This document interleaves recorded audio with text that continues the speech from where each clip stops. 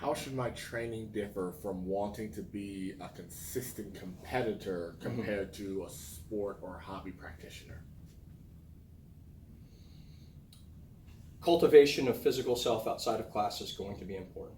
If you're a competitor, your gas tank can't be an issue, and against your peer group, you shouldn't get consistently overpowered. There are freaks everywhere you go for every sport, and I'm not talking about those yet, this guy, right? For every sport, but it shouldn't be a recurring problem. So you should make sure that your cardio is not an issue and that you're not getting consistently overpowered against people of equal size and stature.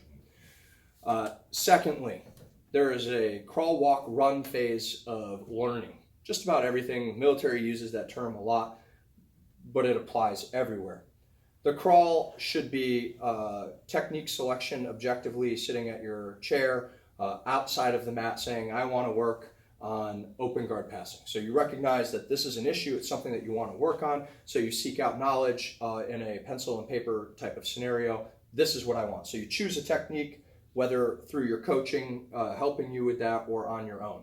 Then the walk phase would be practicing that technique, which I think a lot of people get, but then more importantly than practicing is drilling. And we make a distinction between practice and drill. Practice is learning a movement that you haven't done before well enough and proficient enough that you can do it without thinking. Drilling is doing that technique more, right? So like you have already reached the stage where you learn the move, you know the move intimately, you understand the pieces, and then drilling is being able to build motor programs to do it without thinking, like no thinking involved. If somebody's attacking my neck, immediately grip fighting, immediately bridging out. There are a lot of things like footwork in boxing would be a great example. I don't think about how I step, I just do it. You don't think about your footwork in basketball, do you? Right? If you're thinking about the fundamental movements, then you're not thinking about strategy and what you can do otherwise. So crawl, you select those techniques either through coaching or online or through other resources, plenty of really great resources.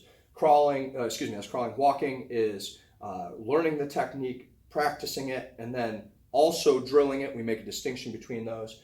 And then the run phase will be applying that technique in a live resistance scenario against someone that either knows what you're doing or doesn't know what you're doing, but also competition would be the next level of that as well. You have to have a purposeful approach to your jiu-jitsu if you are going to be trying to do it to someone else that is also doing that. If you try to compete against someone that's doing that crawl, walk, run phase of training and you're not preparing yourself. Repetition is the mother of success, but purposeful practice is important as well. So have a game plan, be purposeful with your practice, crawl, walk, run, and then make sure that you're doing everything that you can outside of the jiu-jitsu sense for your athletic self, emotional self, and intellectual self to make sure that you're prepared as a person, as a warrior, and then add jiu-jitsu, like I'm saying, on top of it.